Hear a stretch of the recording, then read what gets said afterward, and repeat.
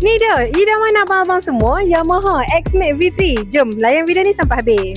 Ni atas highway semua sekarang dah pakai X-Max. Abang bila lagi? Main dengan design yang sporty macam ni, untuk V3 ni banyak benda dah upgrade tau. Okay, first jom kita tengok bahagian meter dulu. Main dengan TFT meter. TFT meter ni ada macam-macam function, termasuklah Bluetooth dan juga windshield. Windshield ni automatic tau. Kalau nak naikkan, tekan je button dekat sini. Selain tu, TFT ni pun ada tachometer. So kalau hampa rem, naiklah lampu biru tu. Main kita tengok engine pula. Main dengan 250cc, single weight cam dan juga liquid cool. Output motor boleh dapat 22.5 horsepower, 24.3 Nm torque. Kalau nak sembang bak laju, ada motor yang lagi laju, tapi abang boleh je up spec motor ni. Tapi agak-agak berbala tak kalau beli motor tapi kena up spec. Cuba komen kat bawah. Tapi bagi Ida berbala je sebab motor ni kita nak pakai lama. Next, nak meracun lagi ni. Kalau abang beli motor Yamaha, tahu sajalah reselling value dah. Selain reselling value, abang tahu kan spare part pun senang. Kita ni kalau beli motor, of course lah kena fikir spare part. Sekali lagi tersadai pula bawah pokok pisang. So kalau abang-abang dah geram sangat dah tengok X-Max ni, tekan je back dekat bawah. Nanti kita roja. Dah layan video ni, minta tolonglah like, follow, share tau. Until next review. Bye bye. Assalamualaikum.